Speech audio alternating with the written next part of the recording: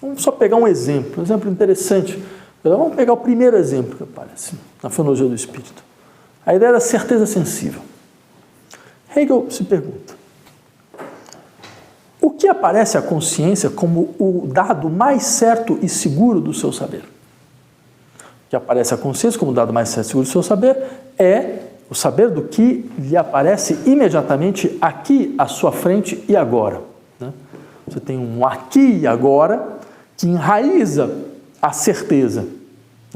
Então eu posso não ter clareza sobre o que ocorreu no passado, posso enganar-me a respeito da minha memória, eu posso não ter uma clareza na percepção de fatos distantes, mas o que está presente diante de mim agora é objeto seguro da minha certeza.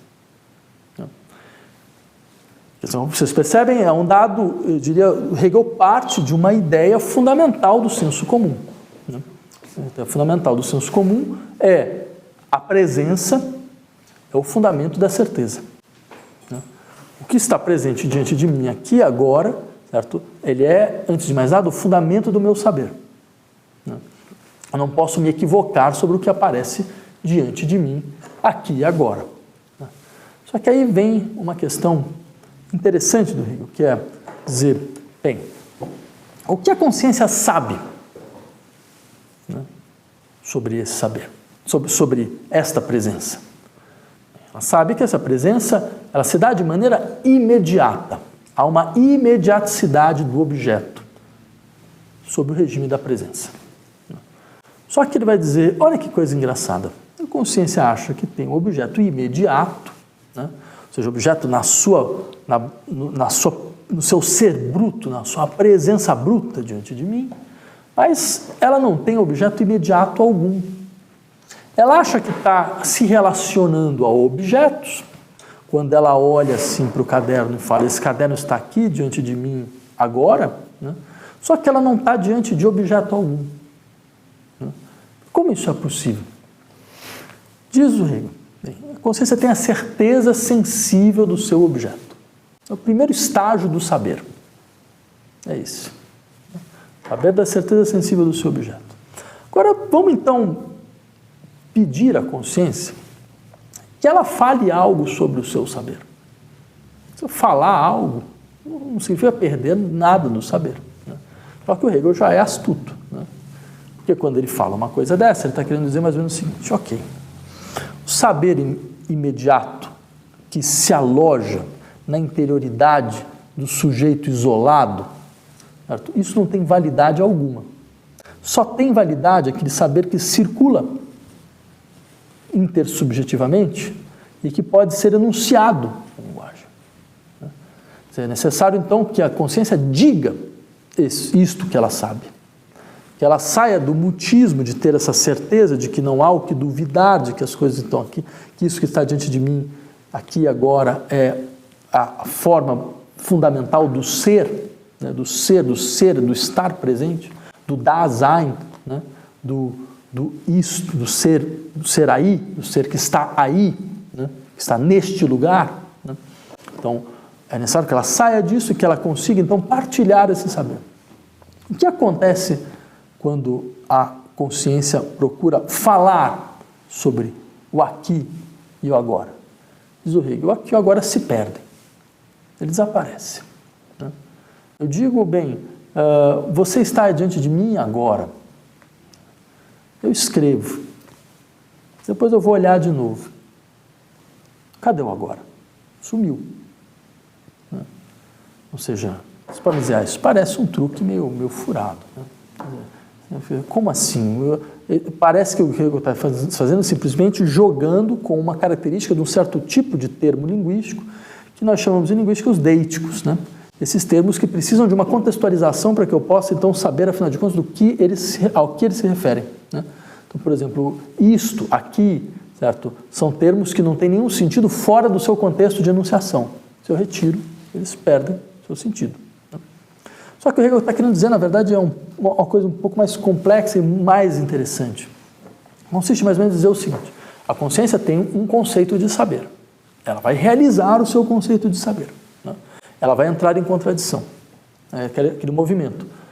Princípio que, ao se realizar, produz o seu contrário e depois precisa retornar a si mesmo sob uma nova figura. Né? Então ela vai realizar, ela tem uma certeza sensível, né? Ela tem a certeza do seu objeto, ela tem uma certeza da imediaticidade, ela tem uma relação imediata com o objeto.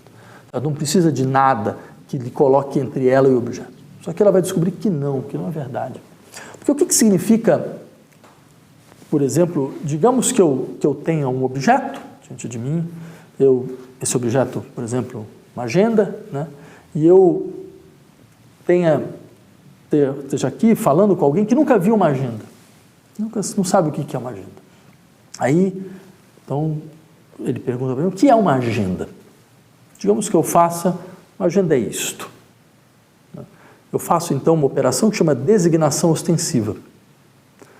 Esta designação ostensiva, no entanto, não retira a ambiguidade da linguagem.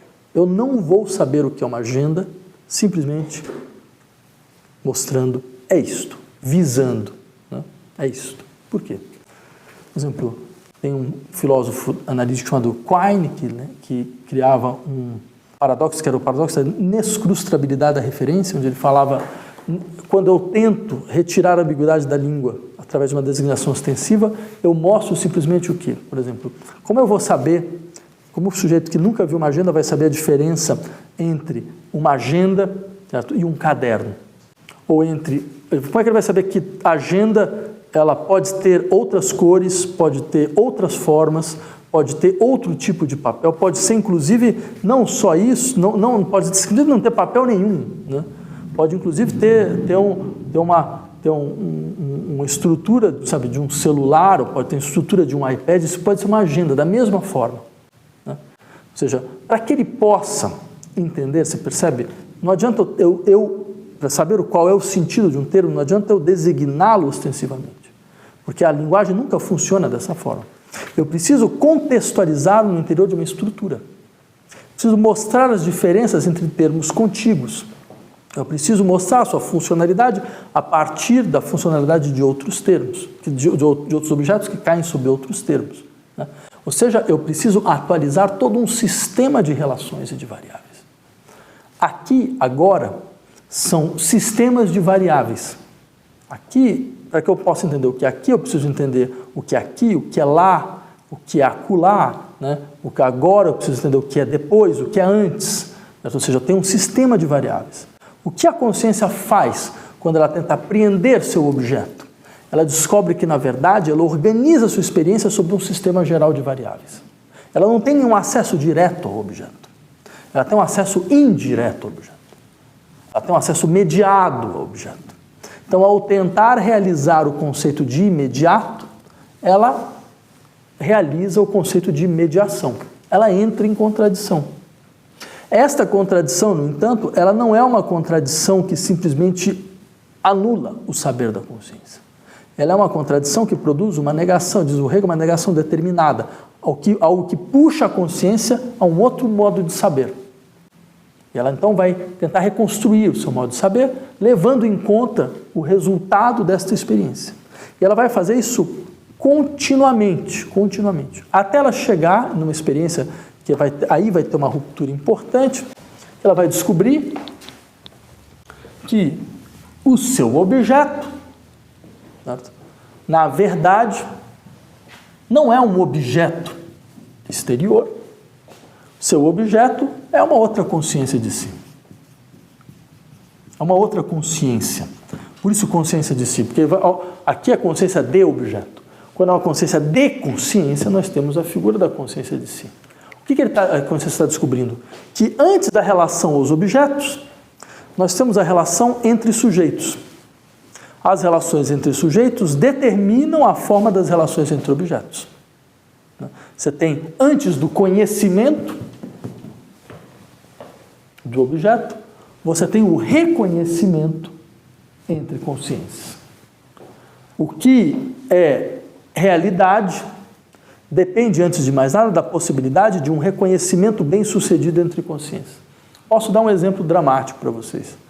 Tem um bom romance que chamava O Bigode, de um escritor chamado Manuel Carrère, né? Que é mais ou menos a história Um sujeito que tinha bigode, num dia ele resolve tirar o bigode, né? Então ele chega para a mulher e pergunta, e aí, o que você achou? Aí ela fala, achei o quê? Não, achou? Tirei o bigode. Eu falo, não, mas você nunca teve bigode. Como assim? Eu falo, não, que brincadeira é essa? Claro que eu tive, né? Aí ele vai procurar fotos onde ele tinha bigode, não acha foto nenhuma, e começa a ficar revoltado com a mulher, fala, pô, que tipo de brincadeira é essa que você está querendo me fazer? Aí, bem, tudo bem, ele vai dormir com raiva, vai para o seu trabalho, chega no trabalho, né, e fala, e aí, gente, o que vocês acharam? E os caras falam, não, achamos o quê? Não, eu tirei o bigode. Não, mas você nunca teve bigode. Aí ele já começa a imaginar que a mulher ligou para o pessoal do trabalho, para pegar uma peça nele, em suma, devido à desarticulação do campo de reconhecimento, a sua sanidade vai para o espaço, ou seja, a sua possibilidade de ter relações com objetos vai completamente para o espaço. Ou seja, esta assunção, esse sentimento social é a base da possibilidade mesmo do que há a conhecer.